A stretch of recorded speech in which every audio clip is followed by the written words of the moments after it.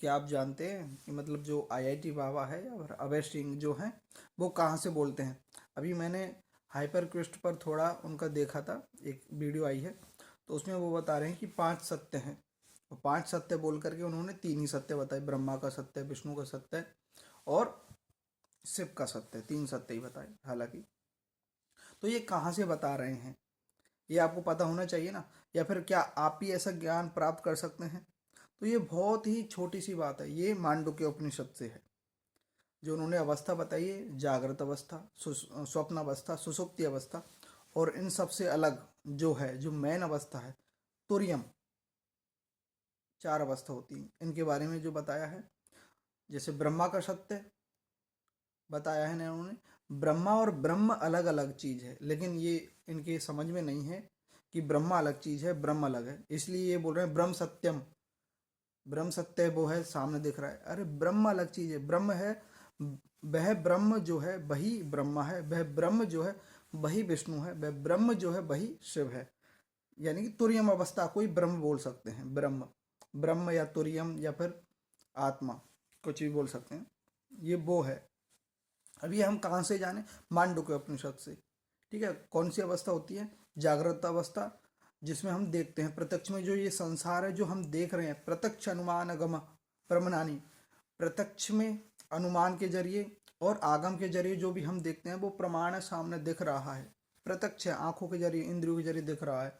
यह हो गया पहला सत्य, ऐसे मान सकते हैं। ठीक है, सत्य मान लीजिए, जो भी दिख रहा है वो है सामने। लेकिन दूसरी बात आती है स्वप्न अवस्था। स्वप्न अवस्था में क्या है? जो भी हम इंद्रियों के जरिए और इस मन के जरिए, जो भी कल्पनाओं के जरिए जो भी हम बनाते हैं, वह हमारे ब्रेन में स्टोर हो जाता है मेमोरी के रूप में। तो वही जो चेतना के अंदर स्टोरेज हो जाता है, संग्रहित हो जाता है उस चेतना में, कॉन्शियसनेस के अंदर, वही हमें रात में रिकॉल होता है। ठीक है, तो उसे बोलते हैं सुषुप्ति अवस्था। अब वो किसे महसूस होता है? वह स्वप्न, वह स्वप्न भी जिसे महसूस होता है उसे ही हम तुरियम अवस्था बोलते हैं। फिर जो सुषुप्ति अवस्था होती है, जो गहरी नींद, डीप स्लीप होती है, वह किसे महसूस होती है? वह जिसे महसूस होती है वही है तुरियम, यानी कि इन तीनों अवस्थाओं से अलग। ठीक है, वह शिव है, कहने का मतलब ये है। और ये ये सत्य है कि मेन जो सत्य है वह तुरियम ही है। हाँ, जो दिख रहा है जिस अवस्था में जो है वह सत्य है, लेकिन ब्रह्म और ब्रह्मा अलग हैं। ठीक है, आप अगर मांडू का उपनिषद और भगवत गीता का दूसरा अध्याय पढ़ लें तो आपको लगेगा कि कुछ नहीं है, मतलब जो है मैं बता सकता हूँ। जैसे ये अभय सिंह जी बोल रहे हैं ना, तो अभय सिंह को बताना चाहिए, लोगों को भ्रमित नहीं करना चाहिए, बताना चाहिए कि ये मैंने कहाँ से पढ़ा, कहाँ से सीखा है, कैसे अप्लाई किया। और हालांकि एक बात बताऊं, बहुत सारी चीज़ सही से नहीं बोलते हैं वो, आप मानेंगे नहीं, क्योंकि वो फेमस हो रहे हैं, बहुत सारी चीज़ें गलत बोल रहे हैं और लोगों को ज्ञान है नहीं, इस कारण से वो उसे मान रहे हैं कि हाँ यार अच्छा बोल रहा है। लेकिन साधु के आचरण भी देखे जाते हैं। ठीक है, ज्ञान ही नहीं, ज्ञान ही देखना है तो रावण भी है। ठीक है, बहुत सारे आतंकवादी भी हैं, वो बहुत बड़े पीएचडी करके ज्ञानी हैं, मतलब ऐसी बात नहीं है। मैं हालांकि उनको ऐसे नहीं बोल रहा हूँ कि आतंकवादी हैं या फिर ऐसा, लेकिन मैं जैसे नशे की लत है उसके लिए वो, क्योंकि विवेक है उनके पास, ज्ञान है, इस कारण से वो बच जाते हैं, बोल देते हैं कि नहीं मेरी मर्जी, मैं कुछ भी करूँ।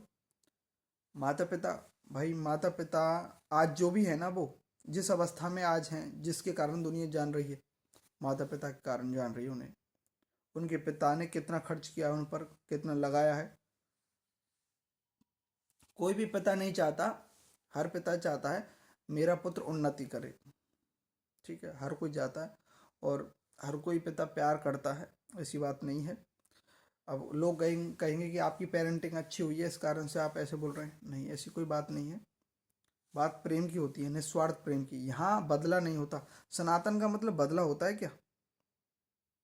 अगर बदला है कि पिता ने मेरे साथ ऐसा किया तो मैं ऐसा करूँगा, तो फिर सनातन कैसा, ये धर्म कैसा? बदला ले रहे हैं तो कोई मतलब नहीं है, बदला तो कोई नहीं दे सकता। जहाँ अच्छी पेरेंटिंग हुई है, तो क्या माता पिता के लिए अच्छा बदला मिल रहा है जैसा वो कर रहे हैं? तो इसका कोई मतलब नहीं है। मैं तो इस बात के लिए बिल्कुल अगेंस्ट हूँ इनके लिए, क्योंकि ये माता पिता को दोषी बना दिया सब किसी ने, इनके कहने पर।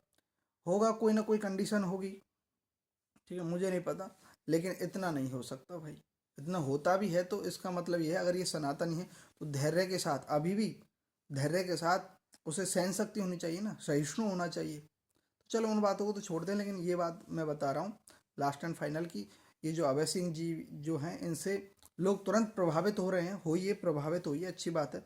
लेकिन ये भी जानिए कि ये ज्ञान कहाँ से आ रहा है, ये हमारे वेदांत से आ रहा है।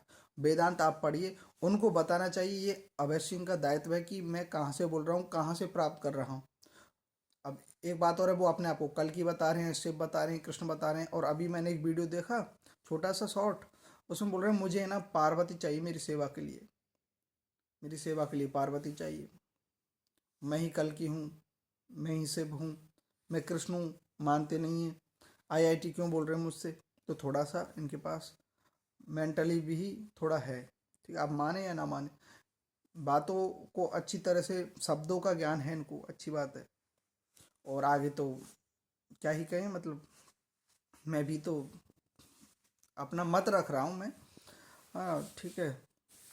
और मैं कोई बड़ी या पहुंची हुई चीज़ नहीं हूँ, मैं एक साधारण व्यक्ति हूँ, अपना मत रख रहा हूँ। मत रखने में मुझे अच्छा लगता है, इस कारण से मैं रख रहा हूँ। और सोशल मीडिया तो है ही, आज़ादी का अधिकार है, रख दिया मत। धन्यवाद, थैंक यू वेरी मच। ज़्यादा कहेंगे तो फिर बोर हो जाएंगे। हाँ, कुछ भी आपको जानना है किसी भी चीज़ में, जितना मुझे ज्ञान है, जैसे अभय सिंह तो अभी आए हैं इस क्षेत्र में, मुझे अध्यात्म में आए हुए 23 साल हो गए, ठीक है, और मैं 26 साल का होने जा रहा हूँ। लेकिन इसका मतलब ये नहीं है कि मतलब मुझे शब्द ज्ञान है। शब्द ज्ञान का मतलब ब्रह्मा क्या है, आत्मा क्या है, ब्रह्म क्या है, आत्मा क्या है, सुषुप्ति अवस्था क्या है, कैसे काम करती है, कैसे तंत्र काम करता है, कैसे भूत प्रेत काम करते हैं, क्या देवता होते हैं, भूत प्रेत होते हैं, प्रैक्टिकली पूरा अनुभव किया हुआ है, प्रैक्टिकली, ऐसे ही नहीं, सब कुछ देखा हुआ है आंखों के सामने। भूत आते हुए देखा है लोगों में, क्या वो वास्तव में भूत होते हैं? देवता आते हुए देखे हैं मेरे खुद के परिवार में काफ़ी लोग। तो इसका मतलब ये नहीं है कि नहीं, लेकिन फिर भी मैं कुछ नहीं जानता, नहीं जानता, बिल्कुल नहीं जानता। हाँ, अगर आप पूछें कि बुद्धि क्या है तो उसे समझा सकता हूँ कठोपनिषद के द्वारा, विवेक चूड़ामणि के द्वारा। माया क्या है उसे समझा सकता हूँ अच्छे से, उदाहरण दे देकर। लेकिन इसका मतलब ये नहीं है कि मतलब मैंने माया पे विजय प्राप्त कर लिया, फिर मैं ब्रह्म को जान गया। शब्दों से, प्रवचनों से व्यक्त कर ही नहीं सकते। और जिसने जो जान लिया फिर उसके बाद, ठीक है, वो नॉर्मल ग्रस्त जीवन में रहता है, या फिर जो बाबा जी बन जाता है तो बाबा जी रहता है। वो इतना वो आडंबर वगैरह नहीं करता, या फिर करता भी है तो मतलब उसको समझना कठिन है शायद, उसको नहीं समझ सकते। जितना भी वो देख रहे हैं उसके अंडर में नहीं आता, या फिर जो भी है वो उसी के अंडर में है, थोड़ा सा अलग है, हटके है। लेकिन हाँ, ये जो भी शब्द चल रहे हैं, हाँ, विवेक चूड़ामणि में एक बात लिखी हुई है कि मतलब कि शास्त्र जो हैं, शास्त्रों का पढ़ना व्यर्थ है अगर उसको जान लिया।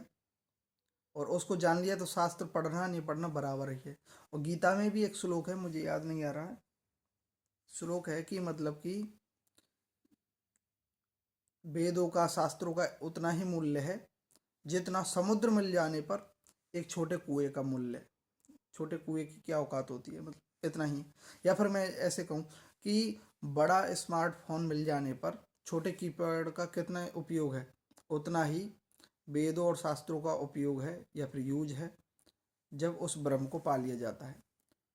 ठीक है, फिर वो वेद उपनिषद वगैरह सब ऑटोमेटिक उसके पीछे चलते हैं पाने के बाद। ठीक है, तो ये तो बात हुई, लेकिन ये कौन कहाँ से बोल रहा है ये भी पता होना चाहिए, और खुद का भी विवेक होना चाहिए। तथ्यों को, साक्ष्यों को अपने, उनको प्रैक्टिकली देखना चाहिए, सर्च करना चाहिए कौन कहाँ तक सत्य बोल रहा है, कहाँ तक झूठ झूठ बोल रहा है, ये होना चाहिए, विवेक होना चाहिए। विवेक नहीं है तो मतलब कोई कुछ भी बोल देगा, आप मान लेंगे।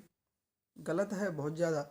और छोटे बच्चे हैं, 18 साल से ज़्यादा के हैं, पढ़ रहे हैं, थोड़ा सा उनके पास दिमाग है, लॉजिकल माइंड है ना, तार्किक बुद्धि रखते हैं, तो वो क्या है, इस तरह से जल्दी प्रभावित हो जाते हैं।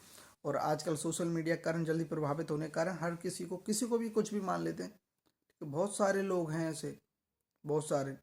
लेकिन भाई हमें अच्छी बातों को ग्रहण करना चाहिए जिनसे भी मिले, ठीक है, लेकिन हाँ हमें आदर्श तो उसी को बनाना चाहिए जो वास्तव में आदर्श है, ठीक है, जो वास्तव में आदर्श है।